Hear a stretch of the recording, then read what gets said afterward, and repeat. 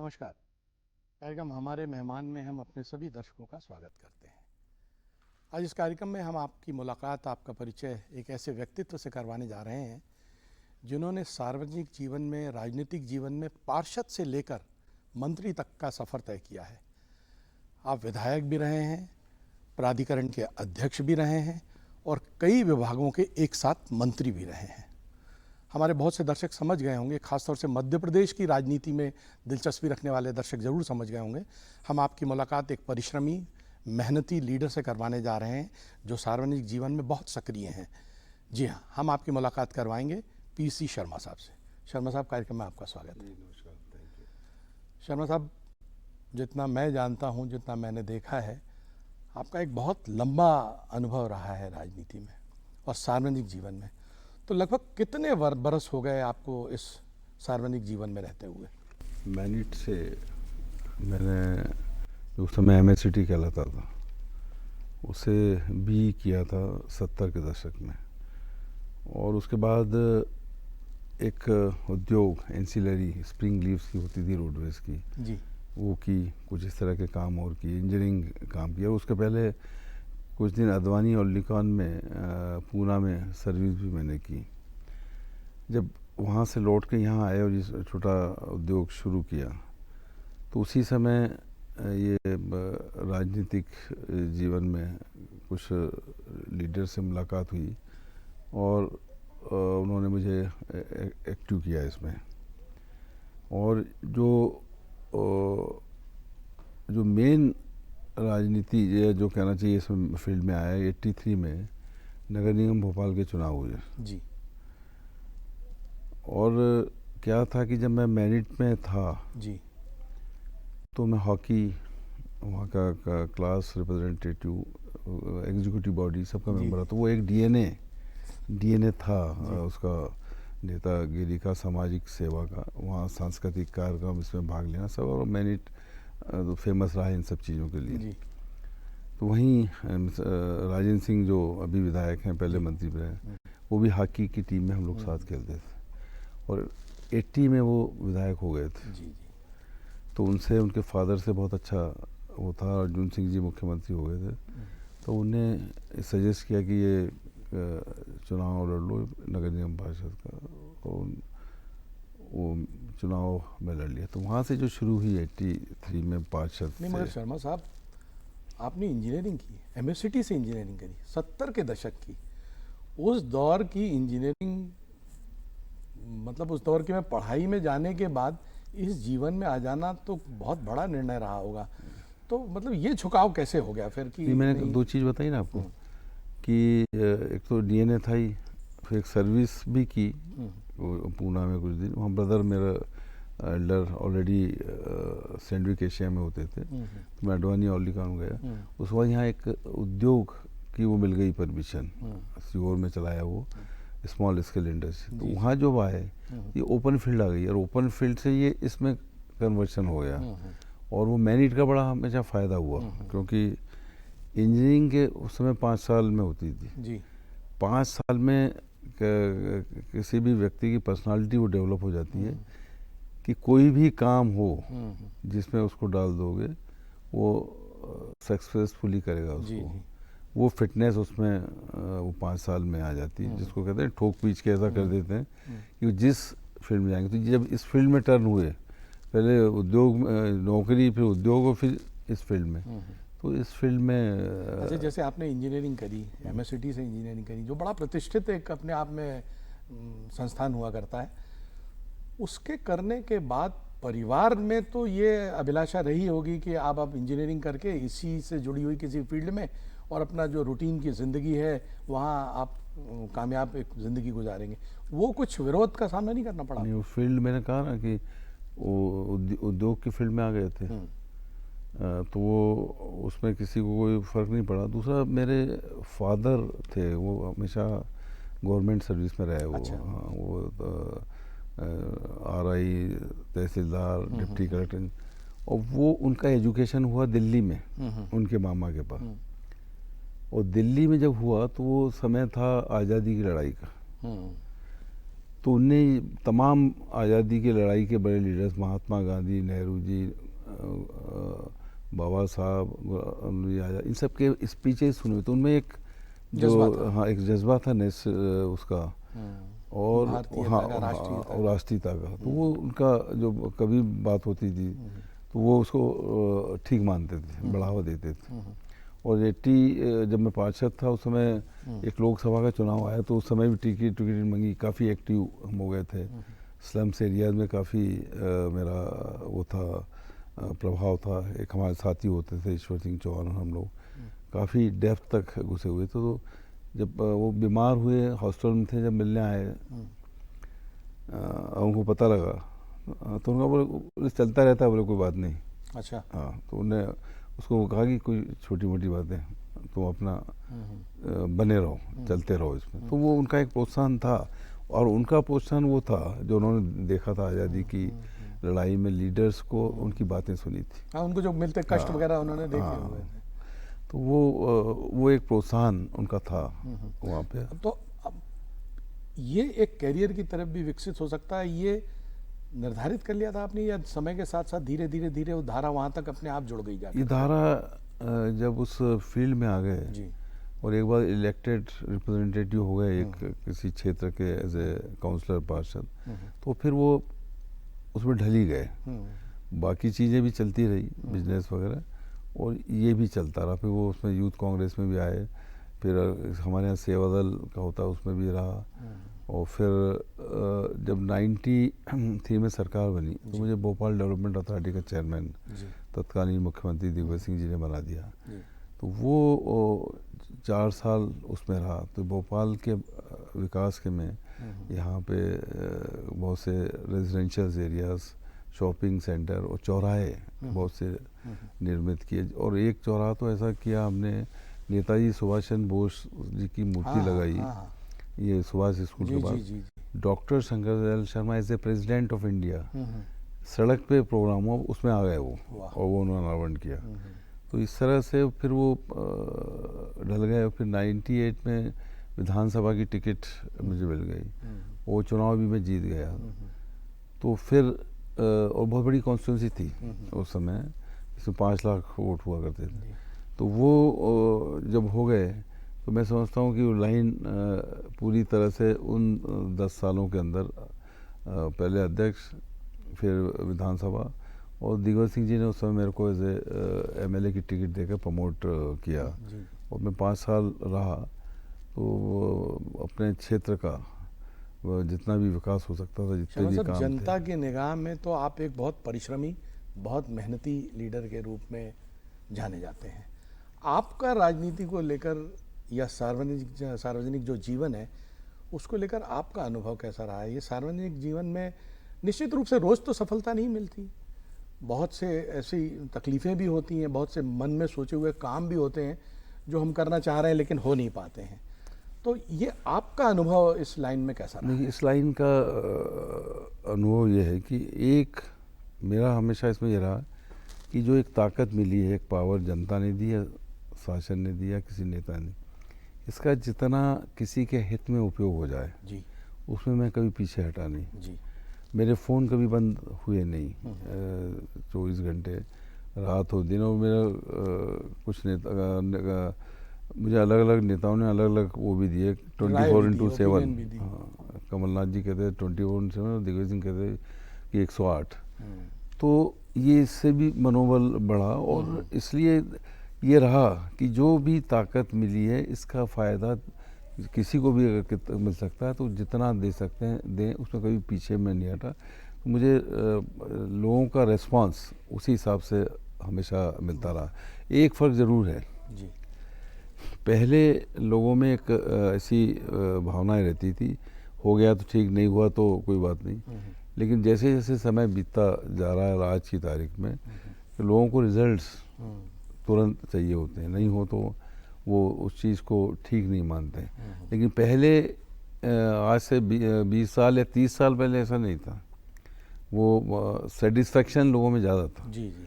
लेकिन आज लोग जब कोई उनका जनप्रतिनिधि है तो तुरंत उसको कोई ना कोई अगर वो बात कर रहे हैं तो रिज़ल्ट तुरंत चाहिए होता है। और मैं समझता हूँ कि पहले तो हमने ये देखा था कि जो चुनाव में जो एक गाड़ी लेके आदमी घूम के पूरा गाँव में ऐसा कवर कर लेता था, आज वो ख़त्म हो गया है। बड़ी इलेक्शंस बड़े एक्सपेंडिचर वाले हो गए हैं, काफ़ी पैसा इसमें लगने लगा है, जो कि पहले नहीं होता था। इसलिए अब ये राजनीति डिफ़िकल्ट हो गई पहले के मुकाबले में। अब मैं समझता हूँ कि संघर्ष और मेहनत ज़्यादा है, और उसके बाद अगर सफलता नहीं मिले तो आप जो चाहते हैं वो सब स्थिति नहीं हो पाती जी।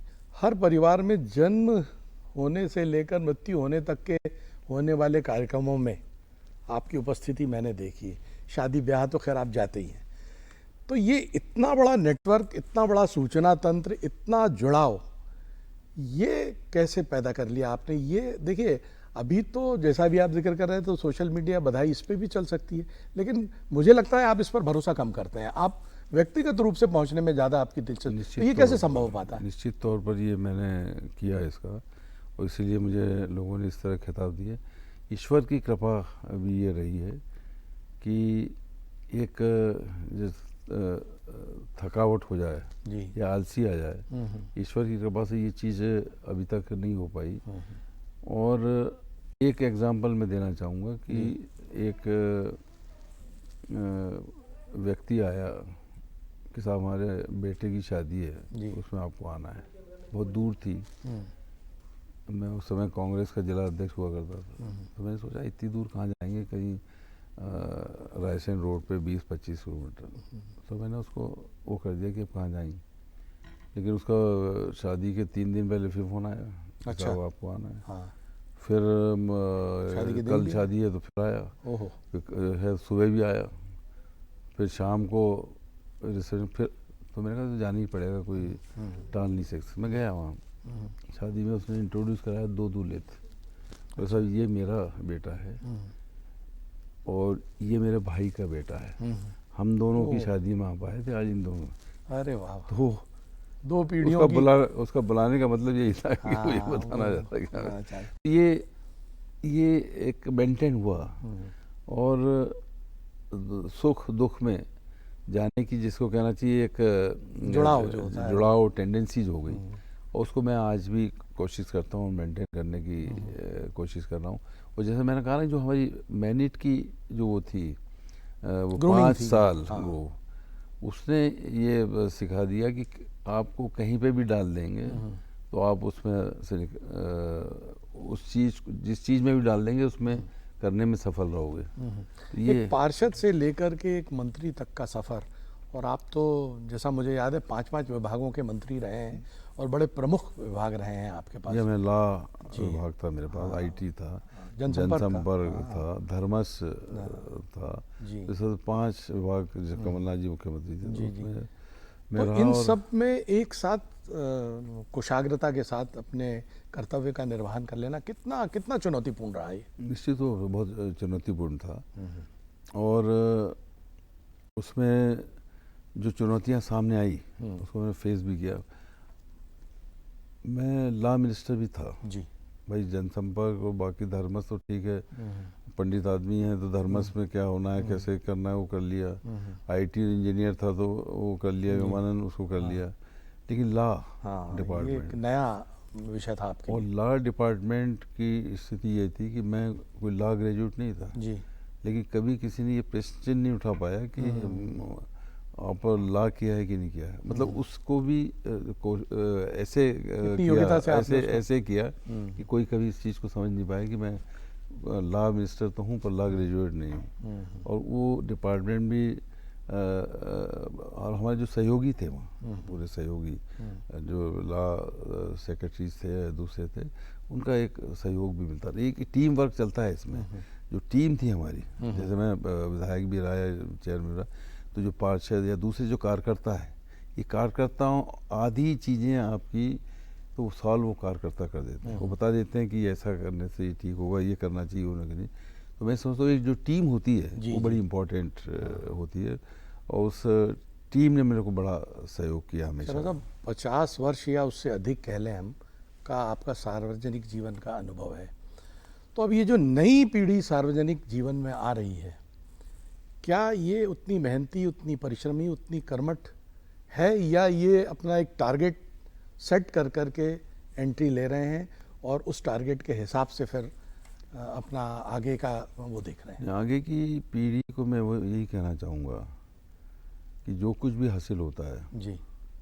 क्योंकि ये साइंस में भी वो है कि वर्क डन, आप कितना चले, मतलब आपने कितना परिश्रम किया, और ये मान के चलिए जो परिश्रम करोगे आप तो इसका रिजल्ट कभी ना कभी जरूर आएगा। आज नहीं आएगा तो कल आएगा जी। लेकिन उस परिश्रम से, उस कनेक्टिविटी से या उस मेहनत से इतना पेशेंस नई पीढ़ी में मिलता है आपको? पेशेंस रखना अभी पड़ेगा। नई पीढ़ी में मिलता है सर? वही लोग आगे आ पाएंगे जो पेशेंस रखेंगे। अच्छा अच्छा। पेशेंस जिनमें होगा वही इसमें आ पाएंगे। प्रदेश की राजनीति में आपको ऐसी कौन सी चुनौतियां लगती हैं जिनका एड्रेस किया जाना बहुत ज़रूरी है? देखिए, प्रदेश की हो चाहे देश की हो, जी। आज क्या है कि हम जनसंख्या के मामले में दुनिया में नंबर 1 पे हो गए। ये पॉपुलेशन ग्रोथ जो हुई है, वैसे वो बाकी देशों में तो इस बात पे अवार्ड है कि उसके 1 से 2 बच्चे हो जाएं, लेकिन हम अगर आज हम 80 करोड़ होते हैं तो हमको 80 करोड़ के लिए संसाधन जुटाना पड़ता है। आज उससे हमको 150 करोड़ से ज़्यादा लोगों के लिए संसाधन जुटाना पड़ा। तो मैं समझता हूँ कि जनसंख्या जो विस्फोट हुआ है, इसकी वजह से रोजगार नहीं मिल पाता, और रोजगार नहीं मिलता तो जो हमारे कॉम्पिटेंट लोग हैं, इंजीनियर्स, डॉक्टर, वो बाहर की रास्ता देख लेते हैं, विदेश चले जाते हैं। तो हमारा जो क्रीम है वो भी चला गया, और बाकी को जो है, जो रोज़गार वो चाह रहे हैं वो नहीं मिला। तो ये मैं समझता हूँ रोज़गार और कॉम्पिटेंट रोज़गार लोगों को उनकी योग्यता के हिसाब से मिले, उस पर मैं आपको एक्चुअली ये सवाल पूछना भी चाहता था कि ये एक सोशल समस्या धीरे धीरे बनती जा रही है कि हमारे यहाँ से जो सबसे ज़्यादा क्वालिफाइड, जिसको क्रीमी लेयर कहते हैं हम, जो क्रीमी बच्चे हैं, जो बहुत क्वालिफाइड हैं, वो पढ़ाई लिखाई करने के बाद उनका उपयोग हमारे देश में नहीं हो पाता है। तो क्या इसको एड्रेस किया जाना ज़रूरी है या सिर्फ जनसंख्या की वजह से ऐसा हो रहा है? नहीं, देखिए, जब मैं आपको एग्जांपल मैं अपने दूं, मेरा एक बेटा वो यूएस में है जी। उसे वो भी इंजीनियर है, उसकी वाइफ इंजीनियर। मेरा छोटा बेटा वो भी इंजीनियर, उसकी वाइफ। पर ये जब इसको वो स्थिति नहीं मिली तो वो यूएस से एमएस किया और वहीं सेटल हो गया। एक ब्रदर डॉक्टर है, वो वहाँ सेटल हो गया, एक भतीजा है। तो ये क्या है, इनको ये लगा कि यहाँ पे वो प्रोग्रेस ज़्यादा कर सकते हैं। उनके क्वालिफिकेशन के हिसाब से उनको जगह यहाँ नहीं मिल पाई। तो ये क्या है, ये आम बात हो गई है पूरे देश के अंदर कि बेटर और वो सिस्टम, ये लोग जो अच्छा पढ़ लिख जाते हैं, जिनमें क्वालिफिकेशन, तो वो एक सिस्टम चाहते हैं। हमारे यहाँ वो सिस्टम अभी उतना विकसित नहीं है। वो सिस्टम विकसित नहीं हो पाया है। तो वो सिस्टम वो चाहते हैं। जैसे मैं एग्जांपल देना चाहूँगा कि मैं अपने यूएस गए अपने बेटे के साथ। तो जब हम लोग जा रहे थे तो एक वो गाड़ी चला रहा था, तो मैंने वो केला, एक गाड़ी में बैठे हुए थे आप? बैठे केला खाया, डाल दिया, जो हम लोग ये होती है हिंदुस्तानी। तो उसने वो उसने गाड़ी रोकी और पापा क्या कर रहा हो, और रोक के वापस आया, वो लिया, उसके गाड़ी के डस्टबिन में रखा। बोले ये इससे क्राइम से नहीं है। ये सिस्टम, मतलब वो यहाँ होता तो वो इतनी बात नहीं करता, लेकिन वो सिस्टम में डल गए। वो सिस्टम की आवश्यकता है। तो ये सिस्टम सर आपको क्या लगता है हम क्यों नहीं डेवलप कर पाए? नहीं, ये सिस्टम, तो ये डिसिप्लिन, 80 साल के लगभग हमारी आज़ादी को होने जा रहे हैं, तो ये क्या कोई ऐसी एक सिस्टम हमारे एजुकेशन में नहीं है या हमारे अंदर भावना में नहीं है? ऐसा ये सिस्टम मैं समझता हूँ कि हमारे जीन्स में आया नहीं। हमारे जीन्स में आया नहीं। और एक बात जो आपने की थी कि वो नेशनलिटी की भावना जो होना चाहिए, जो आज़ादी के समय थी, उसकी कहीं ना कहीं कमी है। वो डिसिप्लिन जो उस समय था उसकी कमी आई है। ये मैं समझता हूँ कि ये जो है, जो हमारे थिंकर्स हैं, हमारे लीडर्स हैं, ये इन लोगों को ही डेवलप करना पड़ेगा। ये ही जब रास्ता इस चीज़ को दिखाएंगे, चाहे वो राइटर्स हों, थिंकर्स हों, कवि हों, या सीनियर एडवोकेट्स हों, या जो हमारा एजुकेशन सिस्टम। और जो एक चीज़ अभी तक जो देखने में आई थी, ये चीज़ें दो जगह हमको डिस्टर्ब देखने को नहीं मिली। एक तो कोर्ट्स, हमारी जो कोर्ट सिस्टम था, चाहे सुप्रीम कोर्ट, हाई कोर्ट, और दूसरा मिलिट्री जी, डिसिप्लिन वहाँ जो हुआ करता था वो का वही देश के अंदर लाना पड़ेगा, तभी जाकर मैं समझता हूँ कि एक और भी शर्मा साहब, आपने नोटिस किया होगा, जब देश पर कोई विपदा होती तो हम सब साथ खड़े होते हैं, लेकिन अदरवाइज वो भावना थोड़ी कम हो जाती है। निश्चित तौर पर ये जब चाहे युद्ध पाकिस्तान से इंदिरा जी के समय हुआ हो, चाहे नेहरू जी के समय चाइना से हुआ हो, या शास्त्री जी के ज़माने हुआ, या अटल बिहारी वाजपेयी जी के समय, इन ज़मानों में लोग पूरी ताकत से और अपना सब कुछ देने को तैयार रहते। उस समय तो लोगों ने शास्त्री जी के ज़माने में, लाल बहादुर शास्त्री जी ने कहा कि उपवास रखना है, तो सोमवार का उपवास पूरे देश ने रख लिया था। वो जो भावनाएं हैं, ये मैं समझता हूँ कि होनी चाहिए। वो आनी चाहिए। वो जब भी हो सकती है कि वो भावनाएं लीडरशिप्स पैदा करें। अभी आप एक सोशल मीडिया का जिक्र कर रहे थे, आपने उस पर चर्चा भी की। सोशल मीडिया आज के समय में कितना एक तो ज़रूरी हो गया है, और कितना इफ़ेक्टिव है, वो कितना परिवर्तन का कारण बन सकता है? सोशल मीडिया इफ़ेक्टिव तो है, उसके माध्यम से आपकी बात जहां आप पहुंचाना चाहो वहां पहुंच सकती है, पर कहीं कहीं वो नुकसानदायक भी है। उससे बहुत सी ऐसी चीज़ें आ जाती हैं जो व्यक्ति नहीं चाहता कि वो सब चीज़ें हो, वायरल जिसको कहते हैं। तो मैं समझता हूँ कि उसका एक फ़ायदा तो है ही, लेकिन उसके नुकसानात भी हैं, जिसके बारे में कई बार आता है कि गवर्नमेंट कोई एक्शन ले रही है, कुछ वो करेगी, या इस तरह की कोई चीज़ें होंगी। तो वो, लेकिन उससे लोगों के बीच में कनेक्टिविटी बेहतर हो जाती है सोशल मीडिया के माध्यम से। और सोशल मीडिया अगर सही डायरेक्शन में चले तो मैं समझता हूँ कि ये समाज को बेहतर रिजल्ट दे सकता है। जी, अब तक के अपने ज़िंदगी के सफ़र से कितना संतुष्ट हैं पीसी शर्मा जी? नहीं, मैं सेटिस्फाई हूँ।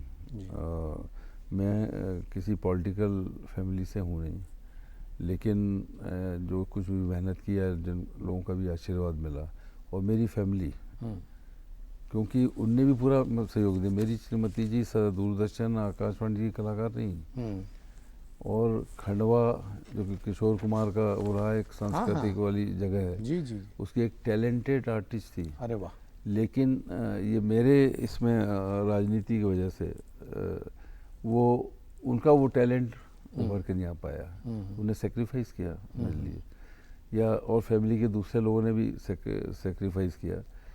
तो ये एक, जैसा आपने कहा कि पार्षद से मंत्री तक पहुंच जाना, ये निश्चित तौर पर एक अचीवमेंट है। मैं अपने उससे पूरी तरह सेटिस्फाइड हूँ। कोई ऐसी विशेष उपलब्धि जिसको आप अभी रेखांकित करना चाहें, जो आपको ऐसा लगता हो कि ये काम शर्मा जी ने किया है जो लोगों को करना चाहिए और जिसको लोग याद रखेंगे?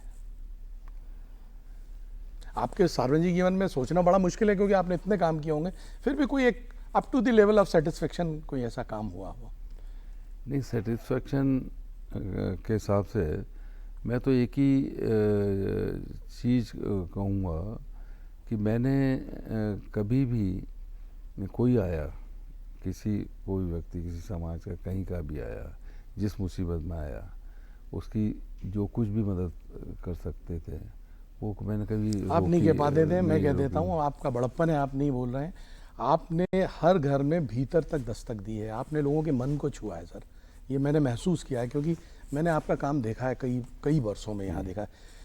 एक कोई ऐसा काम जिसके ना कर पाने का अभी तक आपको ऐसा मलाल हो कि ये काम एक ऐसा है जो मुझे करना है और अभी तक नहीं हो पाया? 2 चीज़ें मैं करना चाहता था जी। जब मैं मिनिस्टर था तब। एक तो हमने प्लान बनाया था, उसकी स्पॉट सब देखी थी। शीतल दास की बगिया से एक फ्लाईओवर ब्रिज बैरागढ़ पार करके जाए, जिससे यहाँ की जो ट्रैफिक है उससे ट्रैफिक निजात कंट्री मिले। जैसा वो उसमें हम देखते हैं समुद्र में, बॉम्बे जी, में जी, हाँ। उस तरह का एक ब्रिज सी लिंक जो बना हुआ है। सी लिंक, तो ये हमारा तालाब लिंक, टी लिंक हो जाता। इसकी पूरा प्लान बनाया जाता, तो इससे ये पूरा भोपाल का मैं समझता हूँ ट्रैफिक हो। और दूसरा मैं चाहता था, जब मैं धर्मेश मिनिस्टर था, मैं श्रीलंका गया था, कि एक फ़्लाइट ऐसी हो जो भोपाल से सीधी कोलंबो जाए, तो वहाँ जाके सीता माता का जो स्थान है, मंदिर है जहाँ पे उन्हें अग्नि परीक्षा दी, उसके दर्शन कर पाए। अच्छा। और वहाँ के लोग, वहाँ बौद्ध लोग हैं, तो बौद्ध वहाँ से फ्लाइट चले तो यहाँ सांची के दर्शन वो अच्छा, कर अच्छा, पाए। ये कनेक्टेड हो जाए। ये 2 चीज़ मेरे दिमाग में थी उस समय पूरी, जो हम नहीं अभी कर तक नहीं पाए, कर और पाए। ये होता तो ये अपने आप में एक मैं समझता हूँ कि एक अचीवमेंट होता। तो आज के इस कार्यक्रम में हम बात कर रहे थे शर्मा साहब से। शर्मा साहब, आपसे बात करके, आपसे बात करने का अनुभव बहुत अच्छा रहा। ख़ासतौर से हम जिस पीढ़ी को बिलोंग करते हैं उसके लिए आप एक आदर्श सामाजिक कार्यकर्ता के रूप में हमारे सामने होते हैं। तो दर्शकों के लिए आज के इस कार्यक्रम में बस इतना ही। अगले किसी कार्यक्रम में आपसे फिर भेंट होगी। तब तक के लिए हम आपसे विदा चाहते हैं। नमस्कार, आपका बहुत बहुत जी नमस्कार, थैंक यू।